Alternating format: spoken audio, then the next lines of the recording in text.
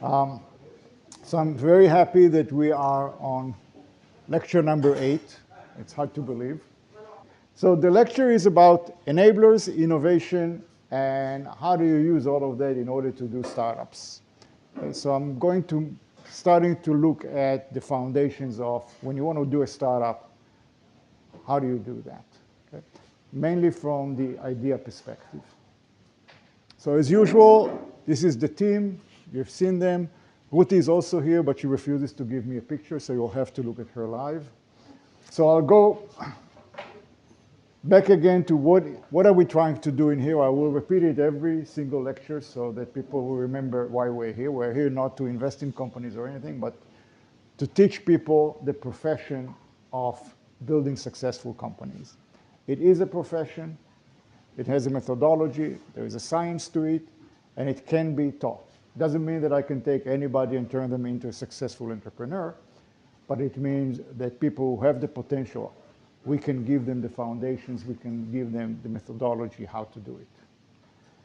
So what is the definition of a successful company? We put 3 elements to that. Number 1 is profitability. You have to be profitable. A company that is not profitable is like a kid. The parents pay for everything, in this case, the investors. And very much like when somebody pays your bills, there comes a point in time where they stop paying your bills. So profitability means independence, means the ability to do whatever you think. Fast growing, obviously you can be profitable and don't go anywhere, but we are showing people how to build a company that is fast growing while being profitable. And the last element is that you don't need a lot of money to do that. You don't need $30 million or $50 million or $100 million. A few million dollars are more than enough in order to build a successful company. We're building now workshops that will go, basically take each one of our lectures and turn them into a full course with exercises and homework and thinking and working on your own company. And that will come hopefully soon. And at the end of the day, it takes a long time to build a company. So the residency program, which is the most prestigious one that we do with companies, takes a long time. Companies go through many, many stages, and each stage puts different problems that needs to be solved. So this time I decided to be a little bit more educational. So I'll tell you what I'm going to tell you, then I'll tell it to you, and then I'll tell you what I told you, right? So that's what every teacher is told to do in the course, so I'll start with that. So what we're going to do is, first of all, explain to you what are enablers and what do you do with them. So enablers are a lot of things. Can be the internet, a phone, drones, ChatGPT, all of these technologies, machine translation, DNA sequencing, CRISPR. Anybody here knows what CRISPR here? You know what CRISPR is? Yeah, only you. SpaceX, they have a reusable rockets, face recognition. I'll talk about it later. So I'm just showing you a long list. The ... means that the list is really, really long. Okay, there are a lot of basic ideas and technologies that were developed already. They are available. You can use them. And innovation is easy and inexpensive when using such enablers. And basically that you don't need to develop a disruptive technology. So I don't have to tell you how many entrepreneurs I see every week and they have something disruptive. I think that they think that the word disruptive will make me immediately get to my pocket and give them money. So it's overused, it's irrelevant. Disruptive is difficult, expensive, and nobody understands it, so nobody buys it, so why even worry? Here are new companies and products that effectively used enablers. What I mean by that is that everything was there. They didn't need to invent anything except a new business model, okay? No technology, no disruptive, no anything. Just take what is in front of your eyes and put it in a slightly different combination, and you have... Integration. Yes, integration. No, you have to have some ideas, but you can just pick and choose like a Lego, and you don't have to develop anything. You just take the pieces of the Lego, you put them together, and you get a castle. You get something new out of it, okay?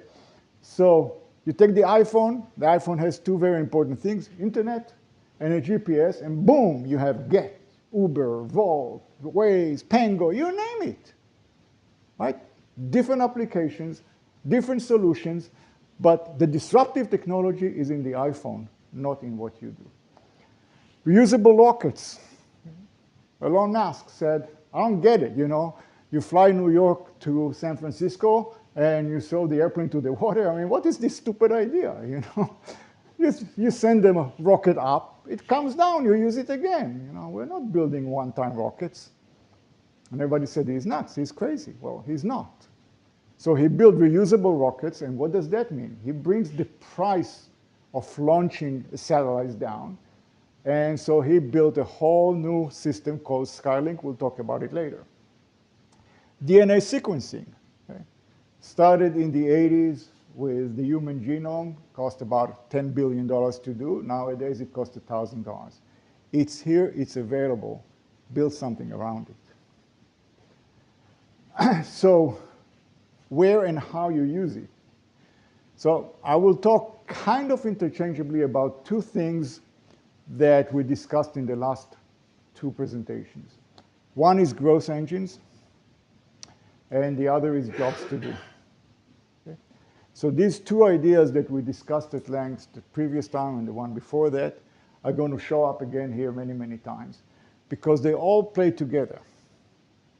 Okay? So when you have a job to do, how do you do it? When you want to grow, how do you do it? So all of these enablers should be on the roadmap for you to look at and think about them as you build your future. So growth engine, you want to do branding, marketing, product development, sales, operations, many more. Just think about all the enablers that can help you do that. And obviously, you're here because you want to build a startup, or you already built a startup. So you can use all of these enablers in order to do that. Okay, so bottom line, that's only the introduction until now. You don't need disruptive technology to build a successful company. So what do you need? Deep understanding of the jobs to be done. If you don't understand what you're trying to solve, then chances are you are not going to build a whole good product or a good company. So you have to better understand what you're trying to solve. It doesn't have to be a whole thing, but something that you solve that people really have an issue with. You need to focus on branding and marketing. I keep saying that all the time. If nobody heard about you, don't be surprised that nobody buys from you. It's not because it's not good. They just never heard about you. It's that simple. And people are overburdened with messages, with information, so you have to be really, really smart how you make people know about you. That's not trivial. That's harder than building the product. So before you go and you start spending money, think about that all the time. I on purpose use the word customer delight and not customer satisfaction. I think I told you that in one of the previous lectures. When you think about customer satisfaction, you start ranking yourself between 1 and 10. 1 means they hate me, 5 means they don't care about me, 10 means, yeah, they like what I do. And that's very, very different than delight. Delight is they are excited about what you do for them. And the example I like to bring is when Apple introduces a new iPhone, people stand in line to be the first to get the new model. They spend hours standing in line, which makes zero sense. It's emotional. It's not customer satisfaction, it's emotional. That's what you really want to get to. You want people to love you, to feel about you, not just to say, yeah, it was okay, yeah. Smart use of enablers to deliver the solution of service to fulfill the jobs to be done, okay? So you understand what needs to be done. Now you think about how do I deliver it using all the building blocks around me in a smart way to do it. And it's the same for building the company growth engines. Okay? Many of them use enablers to scale the operation. Remember what we talked about growth engines. Is where you scale processes. Okay, so you want to be able to scale a process without growing the expense at the same rate. So you want to get double the output with a slight increase in the input. Okay, now we come to some interesting understanding about enablers. So there are actually 4 different classes of enablers. And chances are, many of you will look at me like, what are you talking about? So I'll show you what they mean and kind of open the screen for you to start thinking very differently about the world. Okay? And look at everything that goes around you and say, how can I take advantage of work that other people already did? So technological is pretty straightforward, right? We talked about it. Infrastructure, it's another big enabler. Social norms, and big company actions. Many times when big companies do something, they present opportunities to all the others. Now, I put them into 4 categories or 4 classes, but that doesn't mean that the same one doesn't fit many of them. Okay? So usually they start with technological or big company action, but then they start moving. They change the social norms. Okay? Great example is social media. It's a technology, but changes completely how we feel about, should I put my pictures online? Yes, no, privacy. All kinds of issues show up because the technology makes it available and so forth, okay? So just because I remember that when I talked about jobs to be done, I also gave 4 different classes, so I couldn't resist it to say I like the, in the Army everything is divided into 3. I guess I do everything with 4, I don't know. So it has nothing to do in here, it just excited me. Okay, let's start with technological. ChatGPT. ChatGPT, in my mind, or any of those technologies, I think is a huge disruptive, I use disruptive in this case, technology available. I think we are in very, very early stage of understanding what it can do for us. But anybody who is not going to use it in some very smart way, and I'll show that I said we'll discuss later, I think is missing an opportunity. mRNA, messenger RNA, real deep research that suddenly came to the fore with the COVID-19 vaccine, which was developed in like 6 months. Okay? So here's an example of a technology that people looked at it as just a technology, and because of the opportunity, suddenly came to the front. Machine translation. I guess nobody in here is not using machine translation. But I'm not aware of like a product that is really using it instead of just, in addition to just when I need to translate from one place to the other. Just to explain what I'm saying, iPhone, GPS, internet, and suddenly you deal with parking, okay? Suddenly you deal with taxi cabs. With this, it's kind of translation. Yeah, I use it for translation. I haven't yet seen where they use it differently. DNA sequencing. Again, great technology, just doing its first steps into the market. SpaceX. So I talked about the Skylink. What is Skylink? Skylink is essentially covering the whole world with internet connection. And obviously that gives you phone and any other connections. By the way, I don't know how many of you are aware of it. When the war between Ukraine and Russia started, the first thing that the Russians did was to destroy a lot of the communication centers of Ukraine. Then the Tsar of the world, Elon Musk, decided to open Skylink to Ukraine, provided that they don't cross the border. For those of you who know history, the East Indian Company, you familiar with that? That's what started the British Empire. So here's another example of a person, a company, starting to interfere with world politics. Do you know another example of where Elon Musk intervened? Gaza.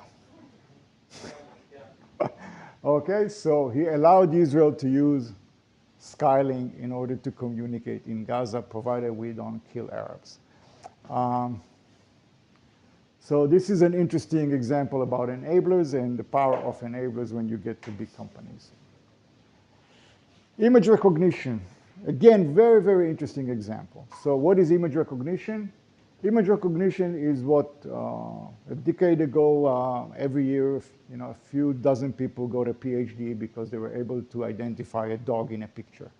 That was about, you're not laughing, why are you laughing?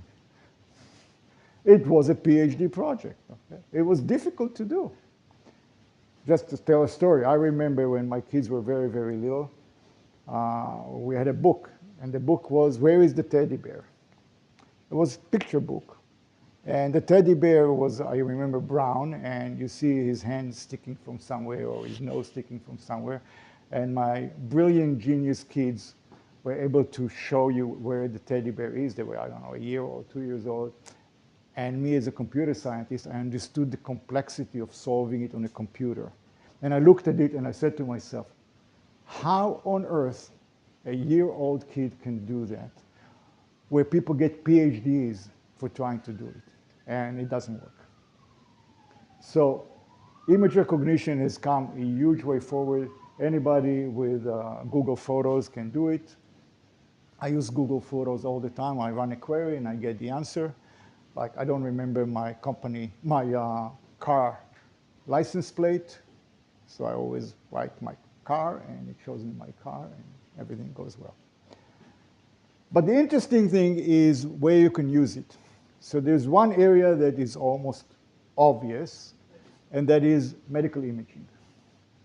Okay? If you think about it, what is medical imaging? You have an X-ray, or even something in pathology. You have a sample in pathology.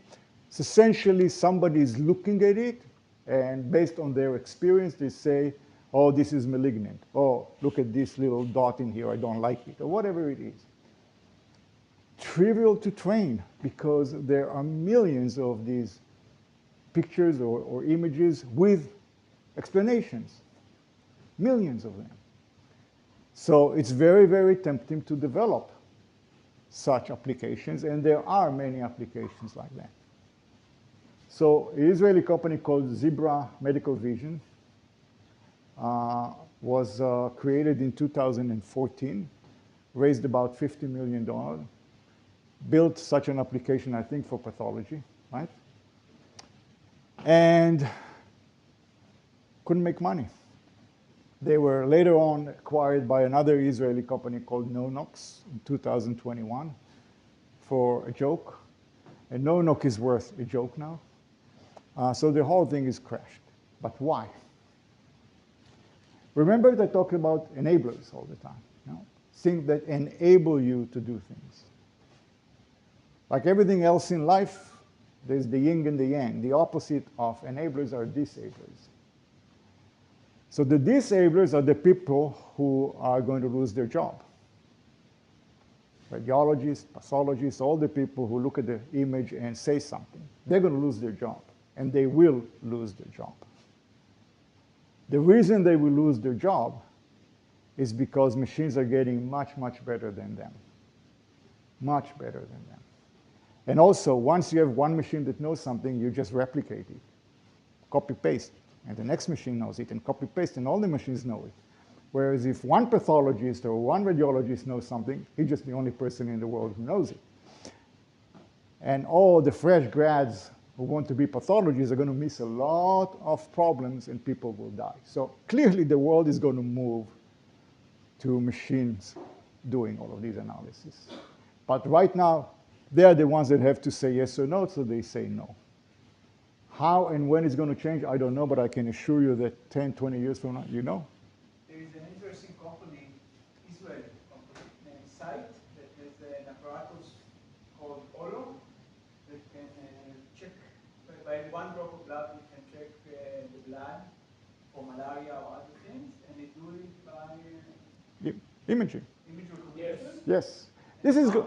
Came from This is going to change the world, okay? But I'm just showing you that the fact that you have a disruptive technology that really works is not enough in order to build a company that makes money. That's all what I'm saying here, okay? Remember, I'm talking about enablers and building a company at the same time. Okay, face recognition. Same thing. They're getting to be really, really good. So a young Korean guy, don't ask me to pronounce his name, in New York, decided to use enablers. He used two enablers, face recognition, and the other one is social media. So he's just scanning LinkedIn, scanning Facebook, scanning everything that you have public domain pictures of people with their names, obviously.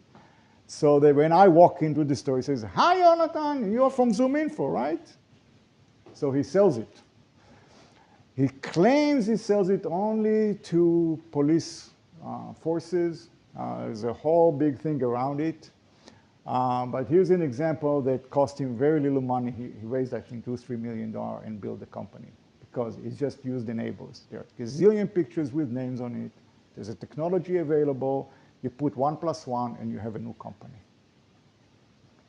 3D printers, phenomenal technology. I'm not aware of any company or industry that has been changed because of it, but things just happen, so I don't know when it's going to happen. The same goes for drones. Except for military purposes, I'm not aware of. So all I'm saying is, here's the stuff. And because we only have 2 hours, I didn't want to spend the whole 2 hours on that. The list all goes on and on and on. Infrastructure. What do I mean by infrastructure? So infrastructure is when the technology becomes pervasive. You kind of use it the same way you use electricity, which in the early 1900s or late 1800s was a big disruptive technology. Now we take it as it's there. It's like air. Okay? It came out of ARPANET. And it came out of ARPANET in 1969. ARPANET is the research arm, DARPA, sorry, is the research arm of the Army, of the military. And what they wanted to solve was, remember, this is the height of the Cold War. They had a communication system with hubs, and they were afraid that the Russians will do exactly what they did in Ukraine, which is send some missiles and kill the hubs, and all communication will stop. So they wanted to build a resilient communication system that regardless of how many hubs you're going to kill, it will still continue to work. Anybody that knows about packet switching, understand what I'm talking about. Anybody that doesn't know, I will give a different lecture, as we discussed, right? 3G, the year 2007. What happened then is that the speed of communication was high enough to allow internet connection with cellular networks. And I put the word iPhone there because that's what made the iPhone so popular. Finally, you had internet at your phone. Okay, IBM PC. That's both an infrastructure as well as a big company decision or action that changed the world. As you can see, I'm very, very young. When I was really young, there were big computers, and the big one was IBM. IBM, several series of computers, and each series of computers had their own operating system. So if you wanted to develop a software, let's say an accounting system, you develop the accounting system for the IBM 360. If you wanted to have it on the IBM 370, you had to develop it again because it was a different operating system and a different set of languages. So developing software was an extremely expensive process because you were married to the computer. Today, it sounds to you like, what? What are you talking about? Well, the revolution started in 1981 when IBM, for some bizarre reason, decided to open the specs for its PC and encourage other companies to develop IBM PC compatible computers. With one exception, there was one little kid who said, what? Why should I open it? Anybody can guess who this person was? Bill Gates, of course. So Bill Gates, He didn't develop it, he bought it. he bought it, yeah, but he, for whatever reason, I don't know why, he decided that he doesn't want to give it for free to everybody. And the rest is history, okay? So you can see the difference with one decision of IBM, which was not a very smart decision, and one decision of Bill Gates, what the world has changed. But right now, we have only two operating systems to speak of. One closed, which is the Macintosh, and the other one is the PC. And the same happened now to the new generation. iPhone with iOS, and everything else with Android. Same happens with the browser. You don't even think about it, right? But you can open any browser you want. Can be Edge, can be Chrome, can be whatever. And they all read the same web pages. Why? Because there is a standard and everybody agreed to adhere to the standard. What does that do? It frees up the energy. You don't have to worry about 5 different flavors of each piece of software. And there are many, many tools that you develop the software once and it goes to the Android and the iPhone. You just compile it to the two. Okay? So that's why I call it enablers. Standards. Why do I write Microsoft Office and Salesforce and QuickBooks as standard? Because again, the usage of these is so prevalent, so big, that there's a huge market around one application. You develop for Salesforce, you're guaranteed to have a very large market. Right? If it was PDF, you produce the document in PDF, you know everybody can read it. Okay? You work with word processor, you say, well, it's word compatible. Boom, you're done. You don't have to do anything. Okay? So even though these are not open systems, they still generate such a huge market that they become a standard, which wasn't the case 20 years ago or 30 years ago. Okay? So these are enablers. But not all applications are the same, so there's a new layer called Zapier, Make, Boomi, MuleSoft, that allow you basically to integrate these systems. They have a mechanism that they talk to the API of this one and the API of this one, and in the middle transfer the information. Okay, so you can do all of that workflows now using Zapier or Make or Boomi or whatever you want. So again, it's an enabler. International payment system. 20 years ago, if you wanted to get money from the Bahamas or from Iraq or Jordan or whatever, it was difficult. Nowadays, there are companies that essentially will transfer money from anywhere to anywhere, very, very easily. Cloud computing, again, I remember when I started Zoominfo, we had a computer room, server room. Why? Because that was the only way of doing it. Now you put your credit card and you're in the business. And essentially, if you're a startup, you get, I don't know, 10,000 or 100,000, whatever, that they give you for free, right? Just start working. Open source software, again, you can use a lot of software for free available. And the last but not least, there's huge amounts of information on the internet, huge amounts that you can use to enhance whatever you do. There's the Freedom of Information Act. It's an American law that basically said any information that was produced using taxpayer money belongs to the taxpayers. So they publish all the information they collect when they do any activity that is paid by taxes, which is basically everything. Okay? So they try to keep the information in unreadable way, but if you persist and you want to understand it, you can take a lot of information out of federal information. Social norms, Zoom meetings.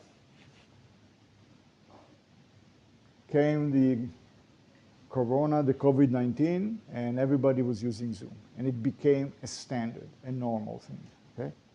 What does that do is basically people don't want to see people anymore. So let's say 15 years ago, you had salespeople with territories. Why territories? Because if they live in Chicago, they went in the car and visited the customers because they drove to the customer. I don't know when was the last time that any salesman came to here, because I don't want any salesman to show up here or anywhere else, because when they show up, I need to be polite and I need to spend an hour. Two things I don't want to do. So when they talk to me on the phone, if it's interesting, I say, okay, let's do a Zoom meeting.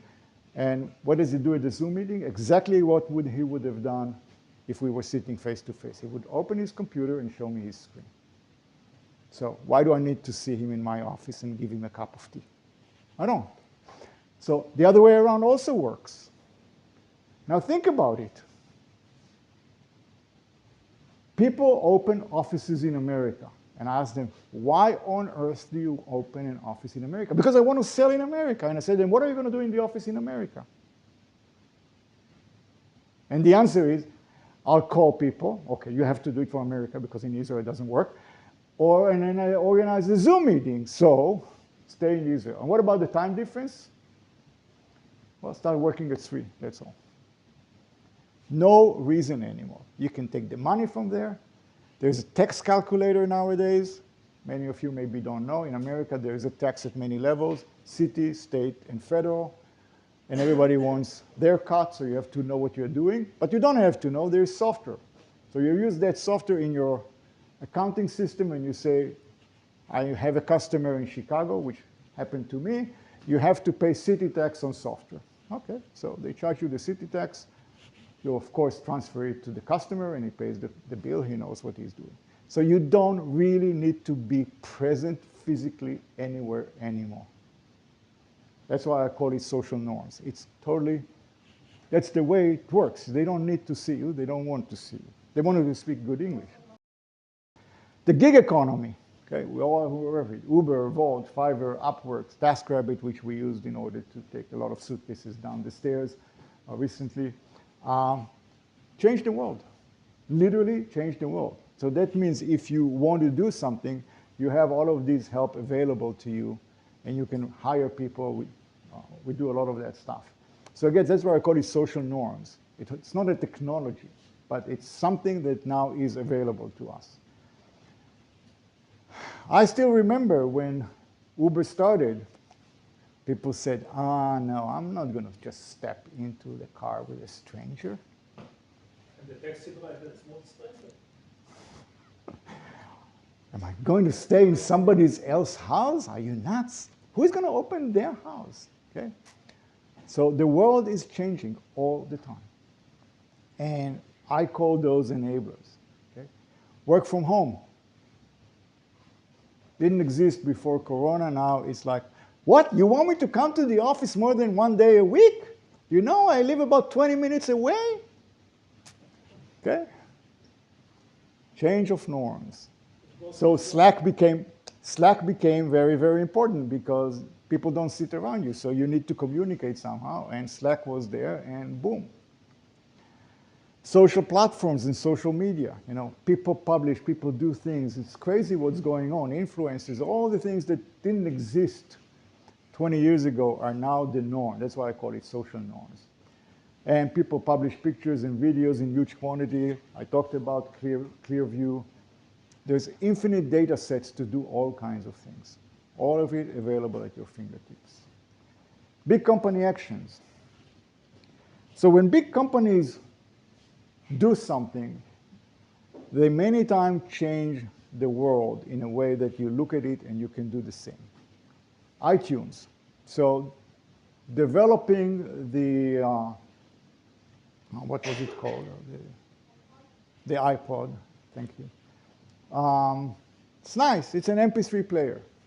There were a gazillion of them before. It was nicer, but still not very important. The problem was that an MP3 player needed music. Otherwise, it's kind of a piece of hardware. And most of that music arrived from pirated software, pirated music. Napster, I'll talk about Napster later. Okay?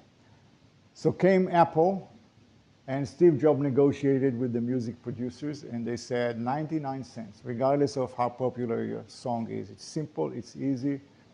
Remember, you want to keep things easy and change the world. And that was just the beginning, because then said, wait a minute, why do I have to pay per piece of music? Why can't I just pay fixed monthly price and get as much as I want? Similar to the internet.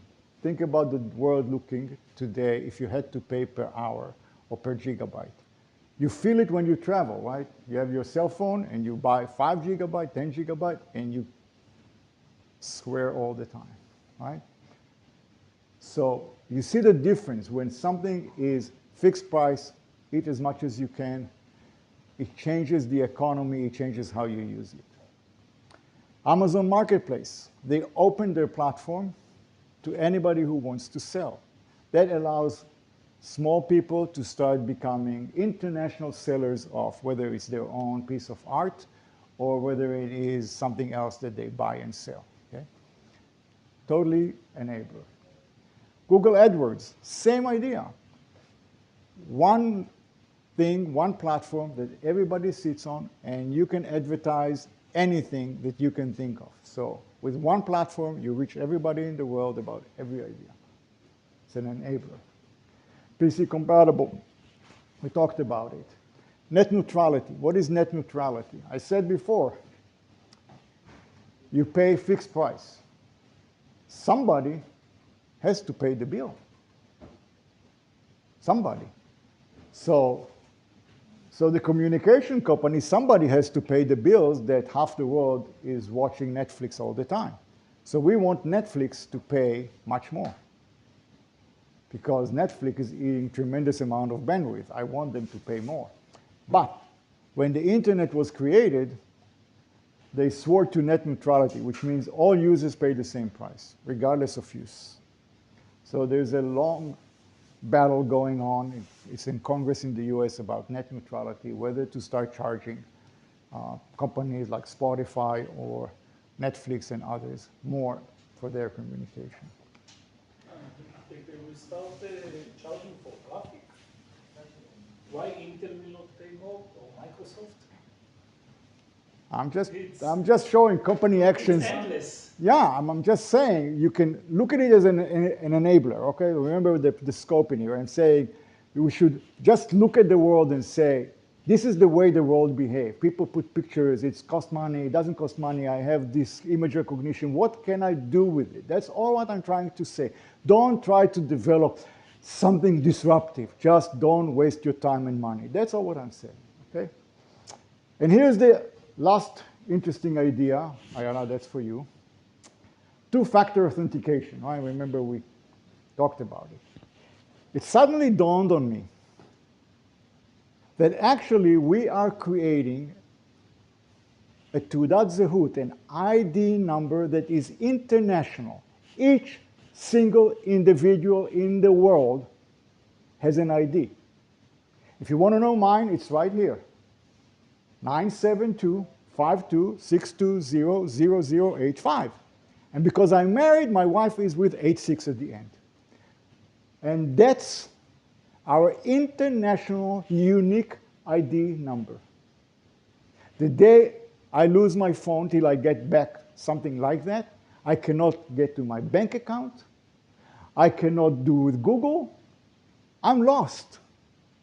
I'm lost. Two-factor authentication is going to force everybody in the world to have a unique ID. That's it. And it's your phone number, the full phone number with the area code and the country code. Just think about it this way, and you will come up with great ideas what to do with it. I don't know what to do with it, but it dawned on me that this is a big company action. Everybody now wants two-factor authentication. right? And it's spreading. Just to show you a little bit about what do I mean by enablers and what they do, let's talk a little bit about electric cars. So when cars were invented, actually, electric cars were very popular. Why? Because they were easier to drive. You didn't need to do this. Anybody who saw the movies, right? You know, you cranked it up.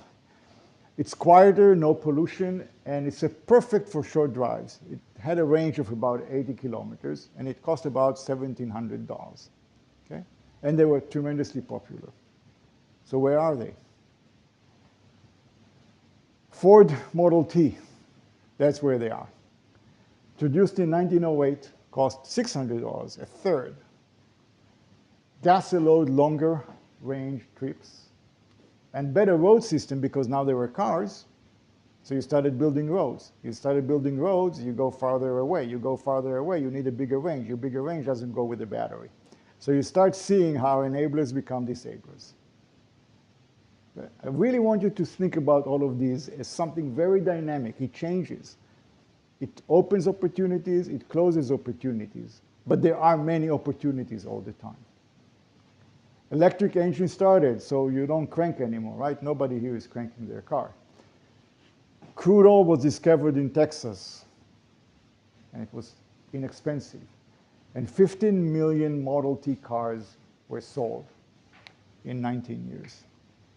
So the electric cars went out into the clouds in 1935, disappeared for a long period of time. Now what happened? So look at that. From 2010 till today, you see this huge growth of electric cars. But the question obviously is, why? What happened in the world? New batteries. Wow. New batteries. So we looked at the dates. On purpose, I'm looking at the dates. 2008, 55 kilowatt hours to 450 in 2020. Tenfold. But why? Why? Because of this. We go back to these. So you have laptop computers, you need batteries. You have telephones like that. It's a computer, you need batteries. So suddenly you had billions of batteries produced and the technology improved. Actually, it started from the laptop. It started on laptop, right. But this gave it a huge, huge boost, okay? So the technology around batteries, because there was a huge demand, went up. As a side effect, we can skip that, okay? As a side effect, I'm just short on time. As a side effect, you had electric cars because the batteries are good enough. And they're not yet as good as they could be, but the whole world is working on them. So they will become good enough. What I'm saying is there are always enablers and disablers, and you can use them to your benefit if you open your eyes and start thinking about what can I do with what the world has to offer me, okay? Remember, we were talking about jobs to be done and growth engines. These are the two elements on which I want you to start looking at all of these and say, what can I do with it? So now I wanted to use, remember, jobs to be done. So I wanted to choose something that I really know very intimately and personally, is the story or the tale of 6 companies. I took the headline, obviously, from the story of the tale of 2 cities from Charles Dickens. And what I want you to do is, as I will tell you the story, I want you to think about what are the lessons that you can gain from these stories. So the story is about Zoominfo and its competitors. And there's a list of 6 competitors in here. And the story takes about 23 years or 20 odd years. So Zoominfo started in the year 2000 because I had a company called CardScan. It was profitable, it was growing, all the good things. And the whole world is asking me, what are you going to do about the internet? Because it was the internet boom. And since I am a really, really brilliant scientist who want to do disruptive things, I said, wow, what can I do with the internet that will change the world? And my idea was that if you look at the internet at the time, okay, today it's very different, then the whole game was how you crawl the whole internet, the search engines, you crawl the whole internet page by page. And when I type in a few words, you look at all the pages that have those words or something similar, and you rank them, and you want to show me only the pages that have the answer to what the search engine thought I was asking. That was the task. All search engines, and there were dozens of them at the time in the late 90s, doing. Okay? And Google the same. And I said, wow, if there is an answer to your question, then maybe the search engine will give it. But what if the information is out there, but there isn't a page that aggregates that information? And the information I was thinking about is information about companies. So if I wanted to get a list of all biotechnology companies in the Boston area, if nobody did the work, then there isn't an answer. But the answer is there. I can go website by website, figure out if it's a biotechnology company and is it in Boston, and put this information in a database, and now I can answer those questions.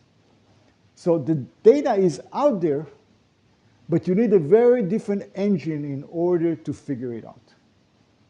And that's the engine we went to build at Zoominfo. Zoominfo was a disruptive technology company with all the glory and pain. And I'm going to share with you the pain. Okay? So disruptive technology, remember that. We develop a new technology of basically language understanding. We want to read, we're talking about the year 2000. Okay? We want to read the website, figure out what it is. Not all websites are companies, so we need to figure out if it's a company. We need to figure out what the company is doing. We need to figure out their names, blah, blah, blah. I won't go with all the details, okay? So we did it. And the one very good decision that we made was, okay, we need to make money, because at that time I understood companies need to be profitable. What kind of information we want? And we picked business information, companies and people. That was it. And we developed it, and we tried to sell it. Turns out that the data was fairly crummy, which means it wasn't accurate. And we couldn't find customers, but then we found customers. The customers were headhunters. Okay, headhunters are people that fill the job of finding executive candidates for companies. Remember, we're talking about the year 2000. That means there was no list. There was no LinkedIn. LinkedIn started in 2004, 2005. Where are you going to find it? You can't. So what headhunters sold to their customers, oh, we are very, very into that industry. We know everybody in this industry. That's why you work with us and you pay us $150,000 to find your VP sales, because we know everybody. In reality, they knew nobody. So they needed to fill in the promise, and they came to us. We gave them those lists, and they paid us $1,000 a month for a single seat, and it was a booming business. We were growing very, very rapidly. The year 2004 arrived. I packed my family, and we moved to Israel. Before we moved, I said, I cannot sit in Israel. There was no Zoom at the time. I need somebody here in charge, so I hired a person. His name is Gary Halliwell, and he's going to be the hero of the next slide. Okay, so remember, I'm now selling to headhunters. I bring Gary Halliwell. Oops, sorry.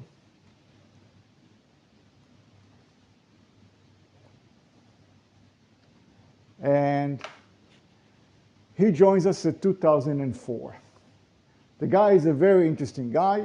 He used to work at Thomson Reuters, and then he went and was the CEO of a company called Invextex. I won't go into the details of that. And before that, he was a geologist at De Beers. He was prospecting for diamonds in South Africa. Really smart, very interesting guy. And he became... Connected to your business. Really connected to your business. Yeah, he connected to the business. He worked at Thomson Reuters and Investex. And we decided when he arrived that we wanted to go to the big market, not the small market of headhunters. We want to go after the big market, which is salespeople, right? Who needs lists? Salespeople. Okay, so we started selling to salespeople, and we discovered, it was a rude awakening, that the jobs to be done seems to be very, very different. Even though on the surface, and that's why I keep saying that on the surface, it seems like all they wanted is a list of people and companies, right? So what's the big difference? So the big difference is the headhunters wanted a needle in a haystack. Okay. Their job was to come to their client and say, here's a list of 15 people, great people, wonderful. I have their resume. I know exactly where they were because we collected all of this data from the internet. So each person had like a dossier about them. And they're just perfect for what you need. And then they interview them, whatever. Salespeople, on the other hand, wanted the haystack because they had to call 50 people a day. So they needed lists. And honestly, they couldn't care less about who these people are, where they studied, what their experience is. All they cared about was their title, they're in the right company, and most importantly, they wanted their phone number and email address. Phone number and email address. Remember where I came from, the technology? No phone numbers, no email addresses, because they were not on the internet, they're still not on the internet. So we had very few phone numbers and email addresses, and there were jobs to be done, wanted emails and phone numbers. And that's where the problem was. So Gary Halliwell, who is a smart guy, decided to leave Zoominfo. And he started another company called Net Prospects. And he didn't have the bug of disruptive. He had the bug of making money. So he came up with a great idea. He said, what if I go to people who have very large lists of people, companies, and phone numbers and email addresses, and I buy it from them? So he went mainly to publishers, magazines and so forth, and also big companies, and he bought the list from them. But how did he buy the list from them? He gave them a list from the other guy. Swap. Okay? You give me yours, and I'll give you mine. Mine, which is not mine. Okay? I'm telling you, he's a smart cookie, a really smart guy. I like him a lot, even though he was a strong competitor. Okay? But remember, I do disruptive, he does business. And he had a wrinkle on it, which is, wait a minute, I get a list, how do I know that this is a good list and not a list from 20 years before and the people are not there anymore, the phone numbers are incorrect? So he would take 500 records sample randomly, send it to a group in India, they would pick up the phone and call or whatever, and tell him, yeah, it's 90% accurate, he would take it. Not, screw it. So he had really good data. And he grew like crazy and raised 27.5, these are all these funny numbers, is because I needed to remember. He raised $27.5 million to build the company, and he sold it to D&B in 2015 for $125 million. So I was still sweating, and he made a lot of money. No disruptive, no anything, jobs to be done. Okay. So I left you in the middle of this drama, and let's continue with the next company, Plaxo. I think so, I didn't touch it. I'm afraid of touching it. Okay, so remember I left you with the understanding that the data that we have is not suitable for the market we wanted to go after, which is the salespeople. So we needed to do something about it. Gary Halliwell did something really smart, and I'm talking now about the year 2003. We're starting to see the problem, and one day one of my salespeople is very, very excited, and he says, Yonatan, you have to see this. I said, what? He says, come, I want to show you something. He goes, there's an application on his screen, and he says, let me show you here. I'll type in Yonatan Stern. You see, here's your phone number. I said, okay, and how do they do it? He says, I don't know, but it's free, you can use it. It has the phone numbers of a lot of people. I ran a few queries. It's really working well. I said, yeah, but how do they do it? He said, I don't really know. I had to download some application, and I think it's sitting on my Outlook, and it's reading everything I do. I'm like, and you did that? He said, why? I said, they really spy on you. They can see anything you do. He says, so what do I care? I need to sell, and they have a great database. So the company is called Plaxo. The person who built Plaxo is a guy called Sean Parker. Does the name ring a bell? Yeah. Right. So Sean Parker is the one who created Napster, which is basically the same. Music sharing, right? Peer-to-peer music sharing. Those of you who don't know what peer-to-peer is, I'll explain to you later. And he launched it in 1999, and he was sued right away by all the music companies for violating their copyrights. And they closed in 2002. So he went on and built Napster at the time. Then he went to Facebook, which, as you saw in the movie, became the president of Facebook. He likes sharing information, I guess. And then he went to Spotify and basically is a billionaire. Plaxo was sold to Comcast. I can't understand why in 2008 and was shut down in 2017. I told you that NetProspect was acquired by DNB and was shut down in 2015. So you see that these were successful companies, were bought by a big company and were shut down. So you can start seeing how the plot becomes thicker and more players, and the mystery is getting even bigger. So I said, all right, I think that Plaxo is right. So what we're going to do is copy. We're going to develop the same application, and salespeople seem to have no morals, and they don't mind sharing everything. So great, we'll go after salespeople. And remember at the time, the popular application for email management was Outlook, and Outlook ran on a PC, so we needed to develop something that runs on a PC that you download and install. Download something on your computer and install it, and it sits right on your Outlook. So I was, my co-executives basically said, you are out of your mind, you are nuts, it's not going to work, nobody's going to use it, nobody's going to download it. It is a disaster in the happening. Why do you want to do that? So I hired a guy. I was already in Israel, as you recall. I hired a guy, a very, very smart guy, and we decided that we are going to build the application in a way that is going to be visible and will give you value.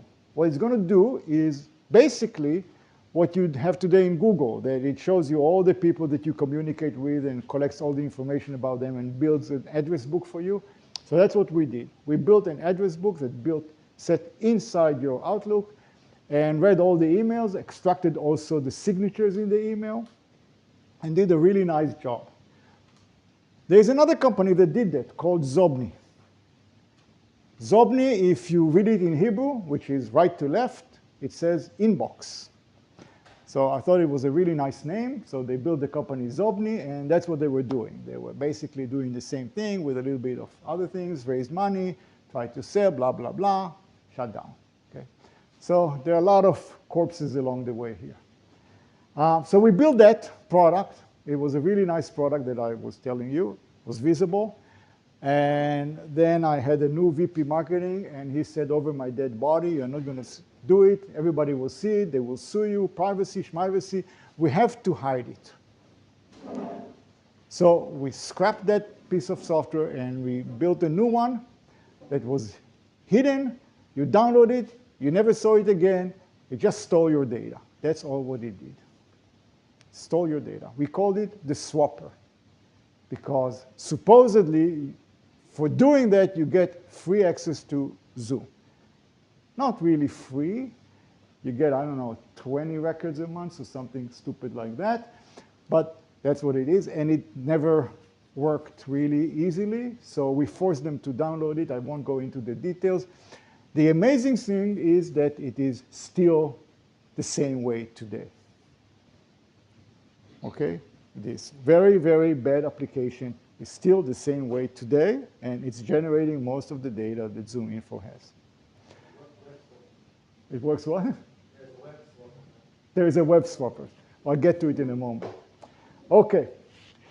Along the way, there was another company called Jigsaw. As you can see, when there is a job to be done, there are a lot of people who are willing to do the job. Okay? So Jigsaw was created in 2004, and they have the same idea as Net Prospects, except one-on-one.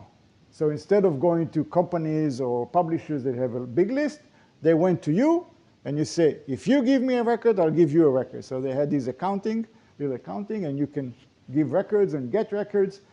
And they were pretty good at pushing it, and they built a very nice company that was growing relatively fast.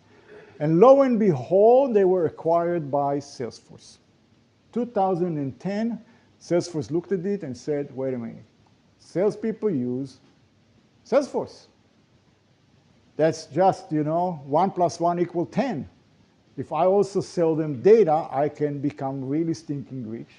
And they put a business model, a business plan to get to $1 billion in revenues using that. And so they interviewed us. They wanted to buy us and Jigsaw. We were competing one against the other. And so we were sure we were going to win because we had this disruptive technology. Jigsaw had no technology whatsoever. So why would they win? Because they were growing faster than us, and they won. So we stayed without a buyer, with pretty bad system, and Jigsaw was acquired. But the problem was that they didn't have any technology, and they didn't really understand how you clean data. And cleaning data, it seems, is a very, very complex thing.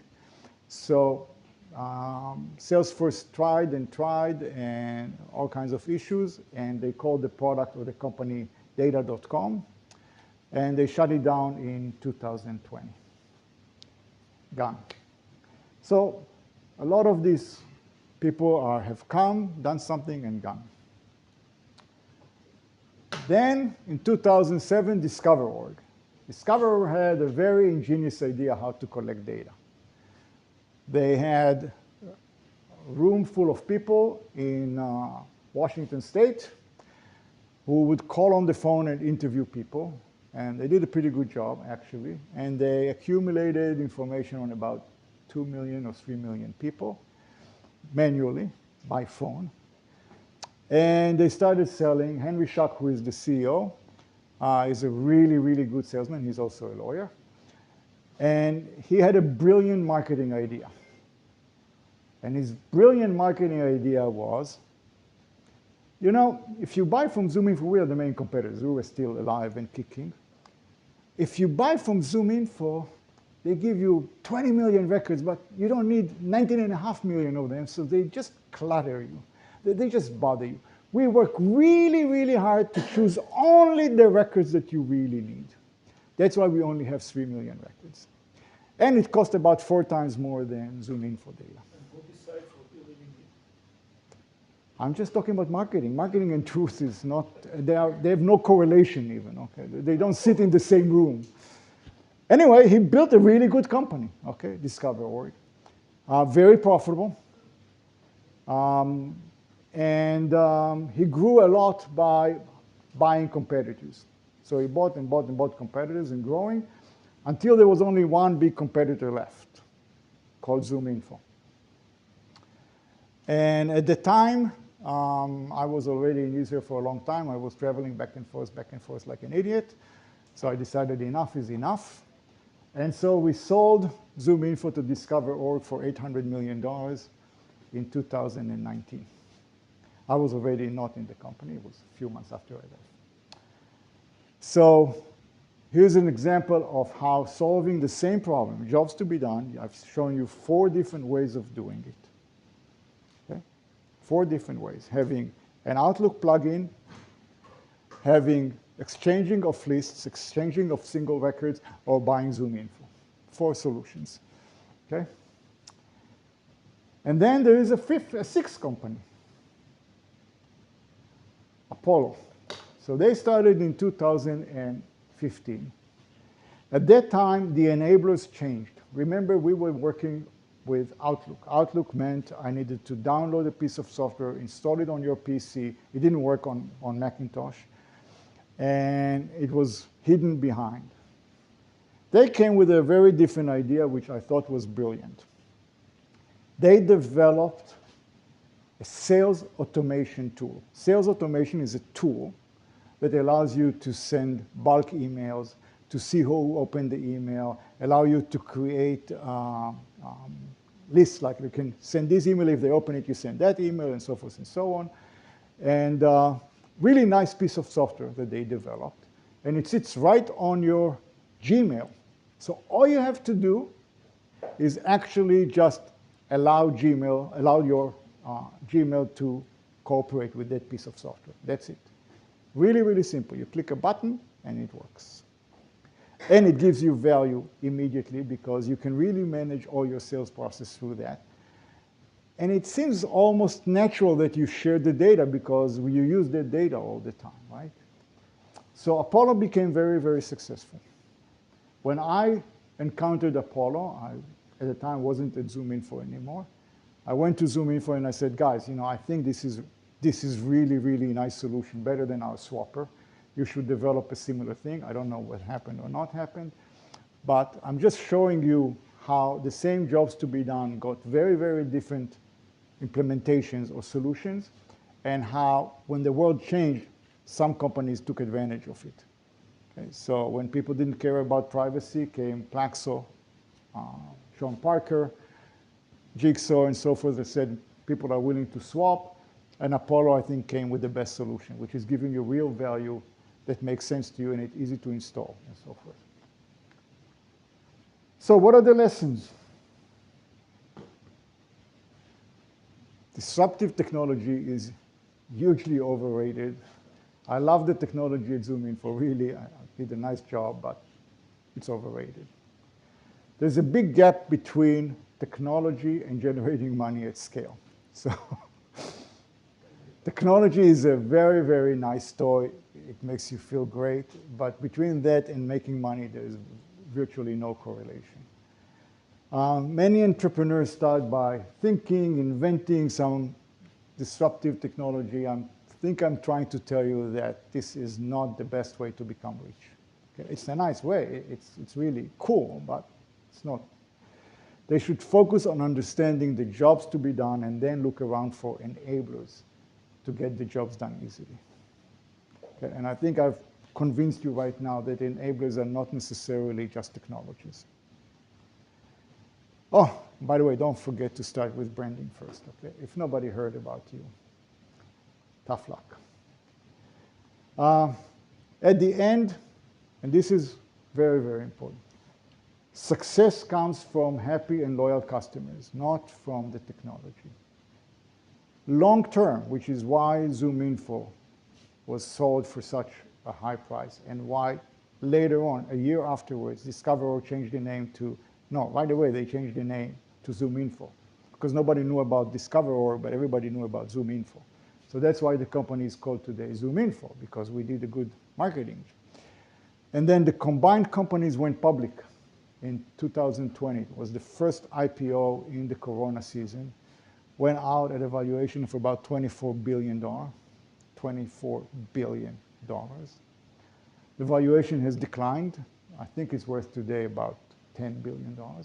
So not bad for a company with a disruptive technology and a clunky swapper. And it's a good company. It's a really good company. Why? Because it was focused on customers. Both me and Henry, that's what we focus about, sales and customers, sales and customers. Okay? Technology is very easy to duplicate. I showed you here examples. Okay? Customer satisfaction is very hard to maintain, really hard.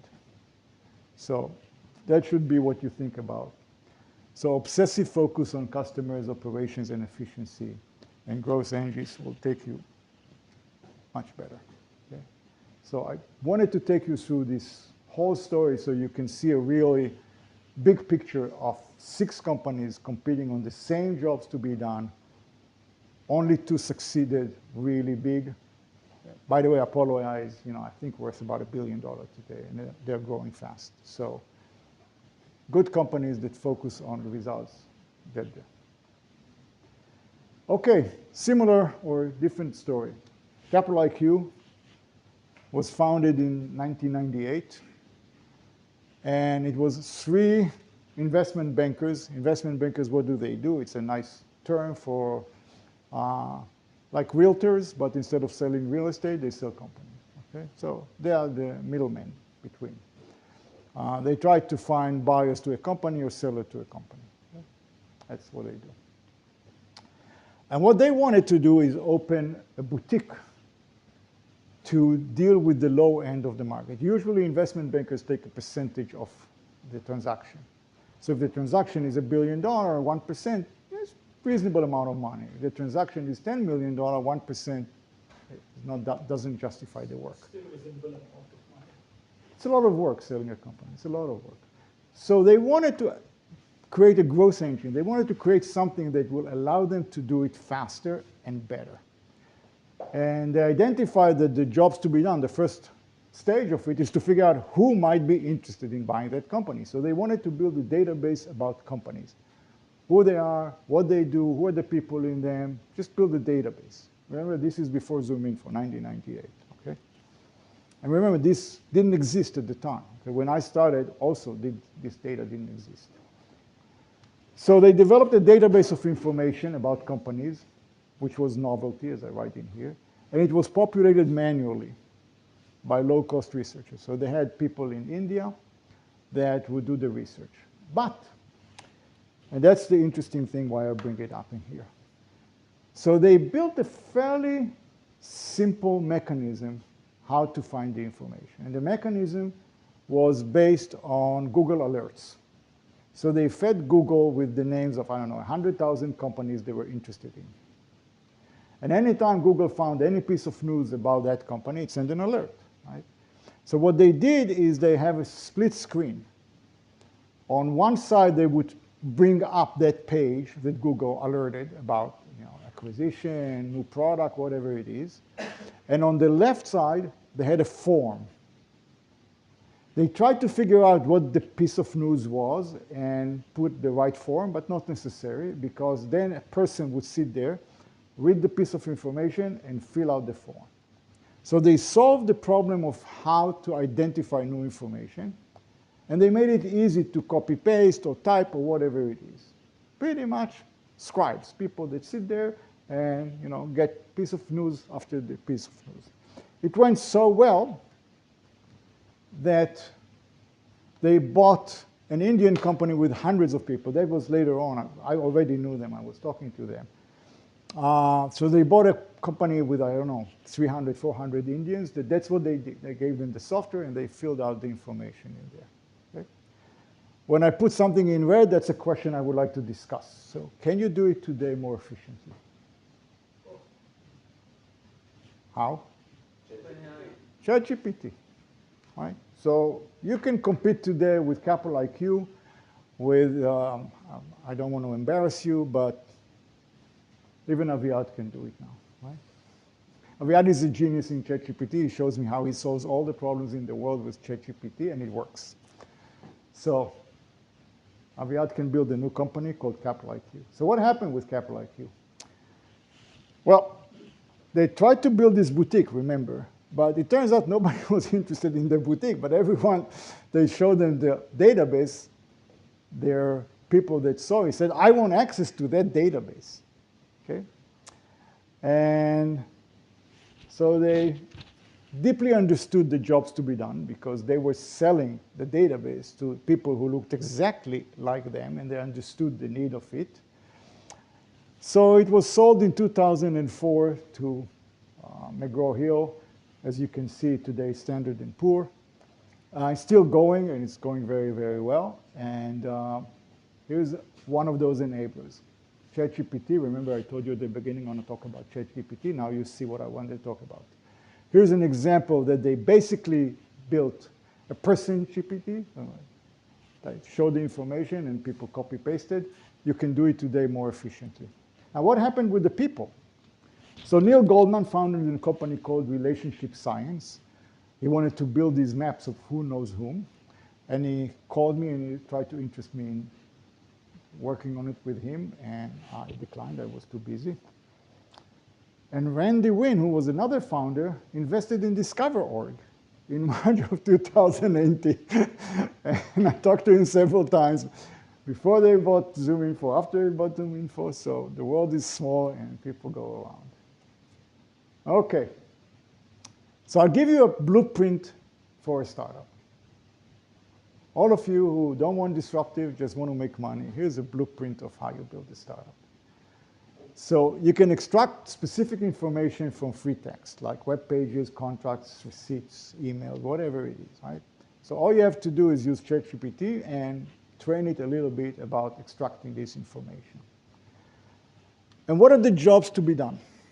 So the jobs to be done in a lot of companies is what I call the back office. The back office is where all the paperwork in one way or another ends up. And you need to do something about it. That's what I call the back office. Okay? And virtually every company has a back office. Some of them more sophisticated, some of them less sophisticated. And you have to think about scale. Okay?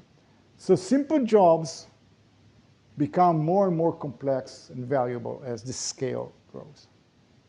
CRM, like a good example, okay? If you're a salesman and you call 3 people a day, you scribble it on a piece of paper. You don't do beyond that anything. When you call 100 people a day, you already need something that will help you remember who you called, what you talked about. When 100 salespeople call 100 people a day, you need something to handle that because you can't really manage it manually. Okay? So as the scale of every activity goes up, the need for something to scale it goes up. Remember that. So there's a book, like anything else, called Scale. And the universal laws of growth, innovation, sustainability, and the pace of life in organisms, cities, economies, blah, blah, blah, blah. And growth engines, remember, are about achieving scale at low cost. Well, it's an interesting book. It's a little bit too long. Could have been abbreviated. But it has some really interesting facts that I never thought about. So heartbeat. Turns out that heartbeat has a reverse correlation to the size. If you have a cat and you touch the cat heart, pak, pak, pak, pak, pak, pak, pak, pak. If you have a baby, pak, pak, pak, pak, pak, right? As the baby becomes fat like me, it slows down. So elephants have about 30 beats per minute. That's the heartbeat of an elephant. And a cat, I think it's 100 and something. And a mouse is even faster. He even has a conjecture that says the heart is designed to beat 1 billion times. When it reaches 1 billion times, you die. I don't know if it's true or not, but I stopped measuring or counting my heartbeats because it's too scary. The other thing that he was mentioning in here is how fast people walk depending on the size of the city.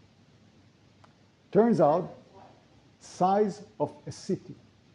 So people in New York City walk much faster than the people in Ra'anana, and the people in Ra'anana walk much faster than in a kibbutz. The bigger the city, the more people there are, the faster people walk. Why?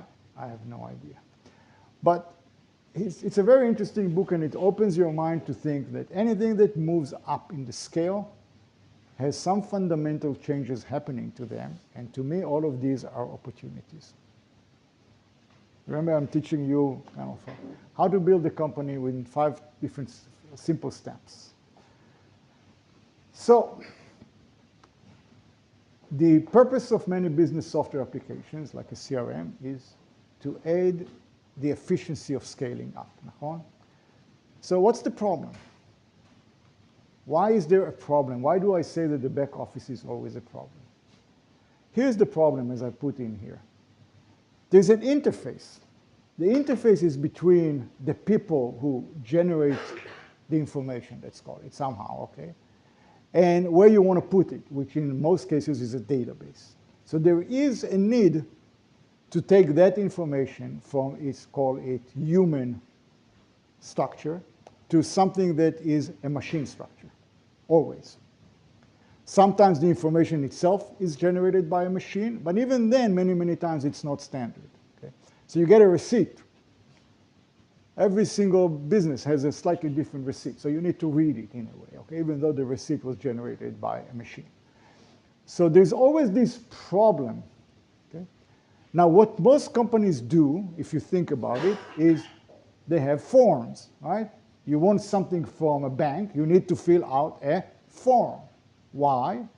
Because they don't handle speech. So they want you to fill out a form. That's the old-fashioned way of dealing with this gap. But not always there are forms, and not people like to do forms. So there's always an opportunity in here in the back office to take whatever is the input and allow it to happen to be organized. Okay? So when you talk to people about ChatGPT, they always think about ChatGPT in its generative form. So that's called generative AI, which means you take the thing and you ask it questions and it starts giving you a whole discussion, or it summarizes something, or it does all kinds of generative things. But really, it is far more interesting in its other side, which is understanding what you say. We call it prompts, but in reality is you tell it what you want, and in most cases, it understands you. It understands you pretty well, right? And that, to me, as an enabler, is a huge, huge disruptor. Because problems, very much like I described before about image recognition and finding the dog in the picture, these were problems that were totally not solved until this happened. And with that, you can do amazing things. But you have to understand the job to be done specifically. And I'll give a few examples momentarily. Okay? So what you see in here is, here's a problem. Here's a way to deal with it. It's business to business. You have a template kind of to think about how to build a company. So let's start with a case study. So I'm going to bring you two case studies that I became aware of. So think about a company. Even Zoominfo has, I don't know, 10 offices around the world, maybe more. Okay? But many, many companies have several offices around the world, more than several. And many companies have a lot of locations. Dunkin' Donuts, McDonald's, whatever, they have a lot of locations around the world. And I say specifically around the world. Okay? And each location is usually rented. They don't buy them. Okay? And it's rented from a different landlord, different contract, different laws of the place, different size, dates, you name it. There are a lot of pieces of information that you want to get out of that agreement and put in a database. But it's kind of hard. So most companies have a very rudimentary spreadsheet, basically, okay? That they keep, I don't know, 4, 5, 6 pieces of information out of the 30 or 40 that you wanted to do. Okay? So there's a company that said, okay, this is an interesting opportunity. Why don't we go and talk to these companies? Take their, usually they keep the agreements in a folder, or even if it's in the computer, it's just a PDF copy. And read that contract, or contracts actually, and start to extract the information out of it. And here comes the other angle of it. So you can do that. That gives you about 30% of the value. The other 70% of the value is if you start enriching the data. And when you start enriching the data, you open up a lot of interesting insights into the original data. Okay? So in this case, for example, I'll give just a few examples. Average rent per square foot charted over time for that area. Okay, I pay $20 a square foot, and it seems like everybody else, the rent goes down. Everybody else is paying 14. I signed the deal 5 years ago. It was 20. I'm an idiot. I should renegotiate, right? But unless it shows up to you and you put a trigger, you don't know that. Updated list of other available offices in the area. You always want to look around and see what else is out there. Maybe you can swap and get a better place, or maybe you need to grow. Okay? So you want to know always what's available. Number of people in each location. So you have 20,000 square feet and you have 3 employees, like here, right? So you have big space, nobody here. That's because I'm cheap. So you want to compare the number of people with the space and figure out whether you have less, limited space and you need to rent more, or maybe you have too much space and you maybe need to trim down. Okay? So this is just a few examples to show that when you start enriching it with data from another place, it becomes more valuable. Let's go back to the tale of 6 companies. So one of the assets that Zoominfo is successful not by mistake. Okay? We did a lot of interesting things.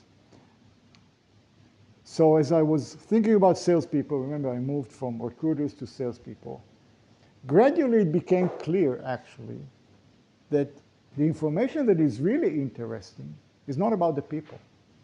It's about the companies. Why? Because when a business wants to sell to another business, they put criteria that makes the other company a prospect. For example, we at Zoominfo can't sell to any company that doesn't have salespeople. Let's say they sell B2C, they have stores. They don't need Zoominfo. It's useless for them, right? So why would I want to talk to them even? It's wasted. If they have 2 salespeople, it's still a waste. I'm not going to waste the time of a salesman to call them. But if they have 500 salespeople, now you're talking. Now it's interesting. So we use that. Remember, we have the list of people in the company with their titles. So it was very easy for us to count how many salespeople each company has and divide the market into small opportunities, no opportunities, small opportunities, medium, big opportunities, and start routing the leads or the companies to the right people. Hugely valuable. And that's because Zoominfo has that. If you try to sell to companies that have many, many offices, you want to know how many locations they have. So you start seeing that every company, their definition of who is their ideal customer profile is very, very different. Very, very different. So we started collecting a lot of data about companies, the titles of the people. For example, how many engineers do they have? What's the ratio between the number of engineers and the number of the salespeople? How many lawyers they have? You'll be surprised that that's a very interesting element about a company. Some companies have a lot of lawyers, so you want to know what they do with them. And other companies have very few lawyers. Most big companies have a lot of lawyers. And if you look at it, they are mostly tax lawyers. So like all the gas companies in America have more tax lawyers, each company, than the IRS, the Internal Revenue Service, which is the Mas הכנסה. Okay? Why? Because they don't like paying taxes. They rather pay to the lawyers to not pay taxes. Okay? So what you see is that the information about companies was much more interesting, and we started enriching our database with hundreds, if not thousands, of what we called attributes, with some of it which we calculated, some of it was taken from other places, but that became a huge asset because it allowed our customers to really be smart about how they identify their ICP. Okay? So that's what I say. When you start adding more information to this, you will start having a real business. So the value of the data grows significantly when it is enriched with other data. So I gave you a template. Go to the back office, figure out what they need. You bridge the gap between the human input and the database you want to build. You enrich it, and you have a product. Okay, let's take another example. Small business accounting. So this is really interesting too. Most small businesses have accounting. But why do they have accounting? Because this country and many other countries want them to pay taxes. In order to pay taxes, they need to hand in financial reports that says how much money they earned or lost in every year. So they have an accountant, either in-house or in a service, and they take every receipt and every invoice and all of that stuff, and they type it into thing, and they create financial reports. Now, what happens with these financial reports? Turns out, how many of you know how to read financial reports? Literally read them and understand them? Right. So, most small business owners have no clue what this financial report means, and they don't use them for day-to-day decisions. How do they run their business? Because they ran it for 10 years, okay, they have good intuition, their father gave them the business or whatever it is, and they run without any financial reports. That's the reality. And when I'm talking about small businesses, I'm talking about a small grocery store or a coffee shop, you name it, you know, they sell, I don't know, 1 million shekels a year, 10 million shekels a year, but it's a small business. The owner is the manager, is the everything. So we had an enabler. The guy came with an enabler, and that is, they use Chashav Shevet. So Chashav Shevet in Israel is the dominant accounting software, and it has an API, so you can connect to it through the internet. If they give you permission, you know, the owner says, okay, I want to do it, and you can read the entire report. There's also a new law called the Open Banking Law, or Bankaut Ptucha, and essentially it says that each bank has to allow each customer to access their account through an API. So I can connect my own bank account to my accounting system or to my CRM or whatever it is. Okay? So that would come, I think, the end of this year, right? So what this company did was they connected through the APIs to Chashav Shevet and to the banks. So they sat with the customer and it says, can you please put your credentials so that we can connect to your Chashav Shevet and connect to your bank? And they built a report. But this time they tried to build the report to be more operational. So they just thought about what do we want to show them, and they built a very simple report that they can show it to people. What do they have in this report? For example, sales per employee. Okay? So if in the accounting they said that this employee did that, so they can see whatever it was. Report for the IRS. No. It was just taking the data that was there that was meant to be for tax purposes, but there's data. It's unique. Each record, each line is unique. Different from one company to the other, depending on how they decided to do it. But there's something in it. I'm not sure. I'll show you in a moment. Okay. And so they did that. They had a very different business model in mind. Doesn't matter. But I told them, why don't you, I don't know what it means. Go and show it to the customers. Let's see what they think about it. So they went and started showing it to customers. And to everybody's surprise, there was one element that immediately caught the attention, and that was they just looked at the accounts receivable. How much money is still out there that they were not getting paid? So obviously we all know net 30, net 60, and so forth, so they had all of this information in the accounting system, but they also had all the information of all the people who didn't pay, and they were out 120 days, 300 days, whatever it is. And they were shocked. They were just totally shocked by the amount of money that belongs to them and is out there and not in their bank account. And that made them say, wait a minute, I need to see that. Okay? And so we created a simple collections application that actually dealt with not so much collecting bad debt, but just making sure that you get paid on time. At Zoominfo, we collected 99.3%, I told you that in the last meeting, right? 99.3% of all invoices were collected, which is almost a world record. And how did we do that? We did it because the person, the famous Donna, just made sure that people who owed us money were aware of it way before it was due. So if it was net 30, after 2 weeks, she sent an email and she said, here's the invoice again. I want to make sure that you already have it in your accounting and that you're going to pay it on July 17, blah, blah, blah. A week later, she said, you didn't respond to me. Is it in your account? You just nudged, okay? And we got paid. Why? Because if you ask and you deserve to get the money and you ask about it 3 times, then they will pay you because you get it. And nobody can be angry at you. You know, it's your money sitting in their bank. You want it. That's all. It's really simple. So you don't have to be nasty. You don't have to be anything. You just have to show that you are efficient and you really want to get paid on the day you want to get paid. So that's what they're doing, basically. Okay? And it's a small startup. It's just starting. But I'm just showing you again this concept of enablers. Connecting to Chashavshevet so he can build those reports in 10 minutes. Just give me your credentials and we're in, right?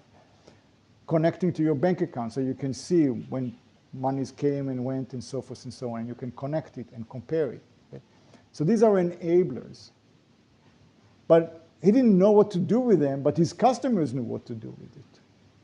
Okay? So you take these enablers, you build something really, really simple, and you go and you ask people, what's the job you want to get done? And these people didn't know it until they looked at the numbers. When they looked at the numbers, they knew exactly what they wanted. I want that invoice paid now. That's what they wanted. Okay? So you start seeing what I mean by enablers. I don't need to tell anything. Right? Chashavshevet is a joke. There's another big one, QuickBooks. I leave it to you. Okay. So I keep saying about, be creative, think about it, and so forth. So there's a guy called Jacob Goldenberg. He actually resides not far from here, and he teaches at IDC. And he wrote a book with another person called Inside the Box, right? And everywhere they teach you, think outside the box. It turns out that outside the box takes you into, bizarre adventures, but most creativity happens inside the box, which means these are the only thing that you can use. You should read the book. It's really funny. And he has a really system to how to be creative. You put all the things that you have inside the box, and you start adding and subtracting and doing all kinds of things. I won't go into the details. But what I'm trying to say in here is use these enablers as the inside the box. Here's what I'm trying to do, and here's the world. How can I take this plus this, mix it somehow, and get interesting results? Okay? So, especially in growth engines, where you know the job to be done.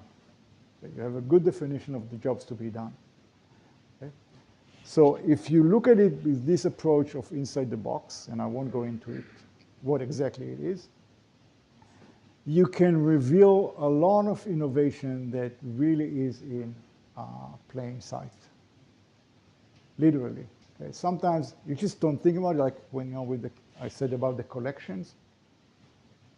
There's nothing smart about it. It's obvious, and nobody's doing it. Right? Why? I don't know, because they didn't think about it, that's all. There's email. You know their email. You know exactly when the invoice is due. You know everything, and you just don't do it. Why? God knows, okay? So then you have to start going to collections, and you start chasing them, and you waste a lot of money, and it's not a growth engine. If you do it in advance, the number of times you have to chase them is very low.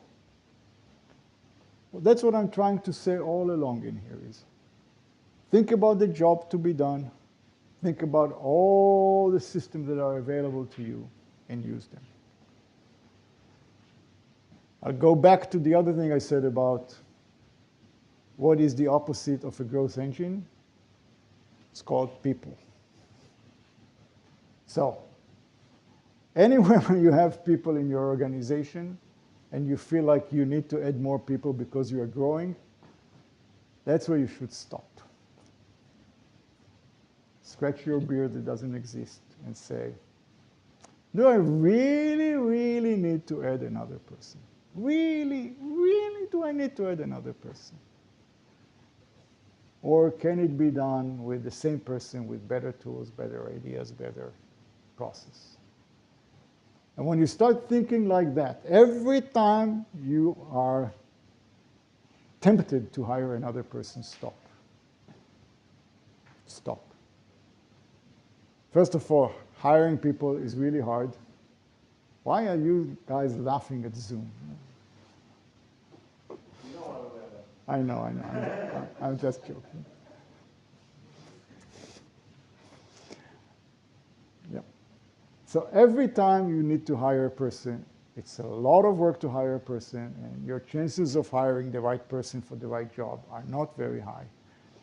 And at the end of the day, even if you get the right person at the right job, life is hard, they want to move to someplace else, they got married and they go to Japan, whatever it is, people are difficult to deal with.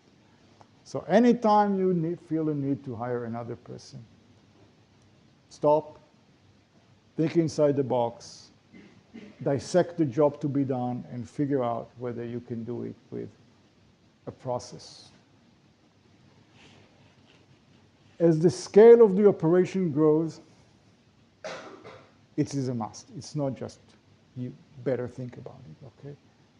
As I told you before, the only place where I at least had no choice or find no other way was salespeople. But salespeople, if you pay them, I don't know, 15% of the sale or 20% of the sale, they still add 80% profit. So it's kind of interesting. But even then, the way we built it at Zoominfo was very mechanical, so that we built the whole process that B- salespeople will succeed and be productive. So we built a whole system around them to be successful, even if they are not geniuses and not outperformers. Because we were thinking about a growth engine. How do we can multiply them? And we're not dependent on their skills. And you can read it. Okay. So think inside the box is also interesting thing to, and it shows it all in the book. You can read the book. How if you take a product, you look at all the ingredients of the product, and you start subtracting product features. And many times what you discovered is when you subtract features, you actually get a very interesting product.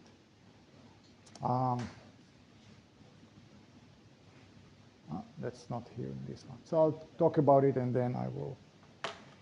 So anybody familiar with a company called Gong? Other people? That's it?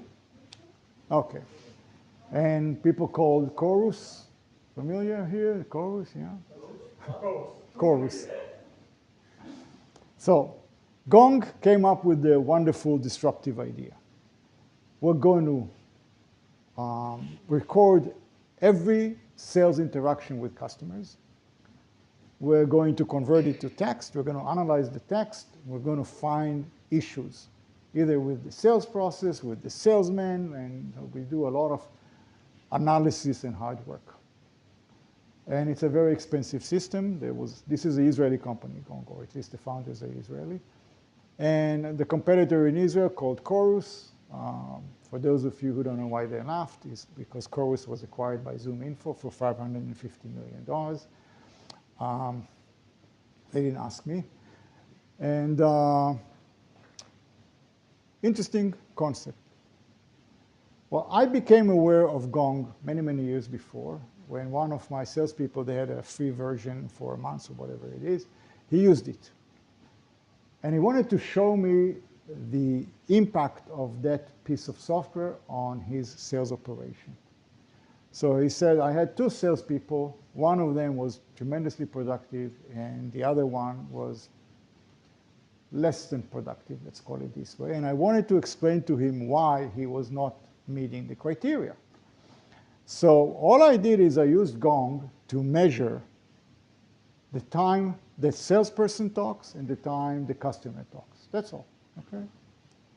And create a ratio, okay? And he said, lo and behold, I could show this salesman that he was talking 80% of the time and the customer 20% of the time.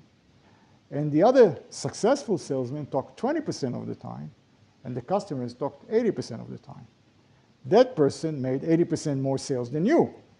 So you don't need to be a rocket scientist to know that if you keep the customer just doesn't listen and goes away. If you ask questions and you wait to the answer and you engage in a real discussion, you have a bigger chance of selling. And I said, that's all what you do with Gong? He says, yeah. Why should I do anything else? It's working. And I was thinking to myself, how much money do I need to invest in building a product that just measures this stupid ratio? Huh?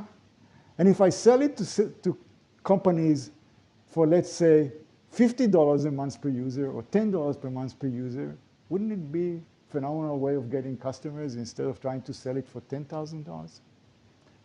So that's kind of the thinking inside the box. So sometimes people add more and more features to the product. Why? Because this company wanted that feature and that company wanted this feature, so we have now two features. Let's put them together, right? So this company also wanted the feature. Now, before you know it, you have 100 features that nobody uses, and the product is very complex because now you need a navigation to get to each of the features, and so forth and so on, right? Do you know if you go to a venture capital group and you try to raise money, have you ever seen the size of the agreements? It's about that. Okay? And when you ask them, why is that so big? And he says, each and every page have a reason, because sometime somebody was suing us or whatever. So now we close that loophole. Okay? So you have here basically a lot of loopholes here to try to close. But that's not a way to build a successful product and a successful company. So what I'm trying to say again is, think what's the job to be done and what's the minimum you can do in order to do that. So creative thinking about mixing things and taking things out can help you a lot. Okay. But enablers are not just technology. They can be something else completely.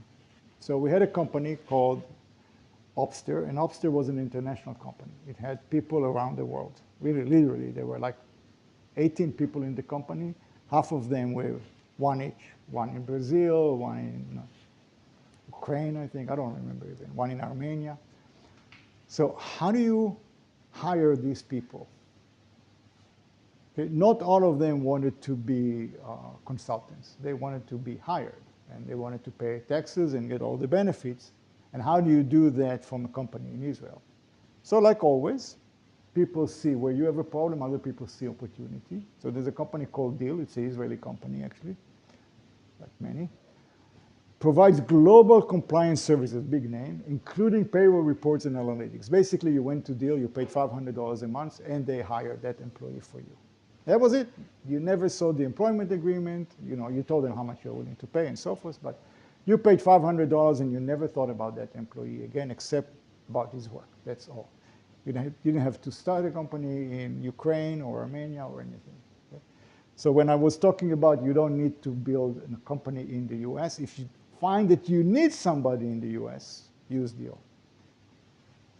Now, it's 2024. There is a crisis, so companies cannot raise money, and it turns out that thousands of companies, startups in the US are shutting down.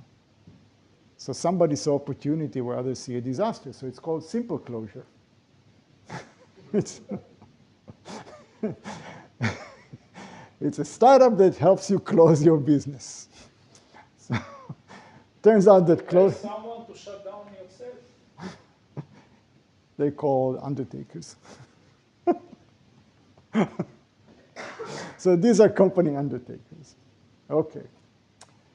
So let's kind of summarize everything I wanted to talk today. And I told you I was talking about three things, right? Jobs to be done, growth engines, and enablers. 3 things. So what do I do first? Start thinking about a great idea, or focus first on talking to customers and finding what's the job to be done? So I believe that knowing your jobs to be done is far more important than how to solve that. But how do you know what's the job to be done? So the biggest asset is, of course, if you come from that industry. Like I told you about Capital IQ. They were the customers. They knew exactly what they wanted. Okay? People come and they do something for 10 years and they say, there must be a better way to do what I'm doing. Right? These are the best people that understand the jobs to be done really viscerally. So, as I said here. But if you don't come from the customer side, you should hire, and I put hire because we know how I'm talking about hiring, right? You should hire that knowledge before investing in developing the product. Now, how do you hire that knowledge? So again, I'm trying to give you back of the envelope ideas how to build a new startup. Not that I encourage you to do that, but I just want to show the process so that you can start thinking about it. It doesn't have to be complicated. So you talk to potential customers, and most of us will talk to them about what are the problems that you have? What are you trying to solve?